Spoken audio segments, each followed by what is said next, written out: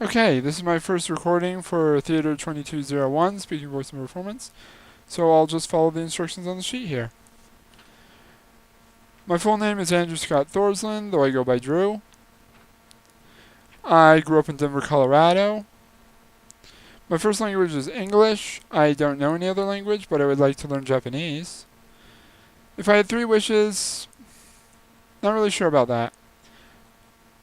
Besides the obvious wish for more wishes, I think my first one would be to become a successful anime voice actor. My second one would be to be able to understand both spoken and written Japanese.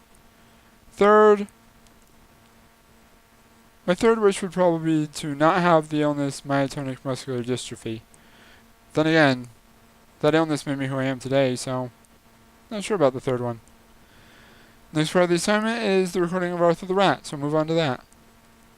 Once, there was a young rat named Arthur who could never make up his mind. Whenever his friends asked him if he would like to go out with them, he would always answer, "I don't know." He wouldn't say yes or no either. He would always skirt making a choice.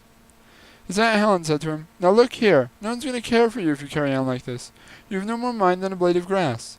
One rainy day, the rats heard a great noise in the loft. The pine rafters were all rotten, so the barn was rather unsafe. At last the joists gave way and fell to the ground. The walls shook and the rats' hair stood on end with fear and horror. "This won't do," said the captain. "I'll send out scouts to search for a new home." Within 5 hours, the 10 scouts came back and said, "We found a stone house where there is room and board for us all. There's a kindly horse named Nellie, a cow, a calf, and a garden with an elm tree." The rats crawled out of their little houses and stood on the floor in a long line. Just then an old one saw Arthur. "Stop!" he ordered coarsely. "You are coming, of course." "I'm not certain," said Arthur, undaunted. "The roof may not come down yet." "Well," said the angry old rat, "we can't wait for you to join us. Right, about face! March!" Arthur stood and watched them hurry away. "I think I'll go tomorrow," he said calmly to himself. "But then again, I don't know, it's so nice and snug here."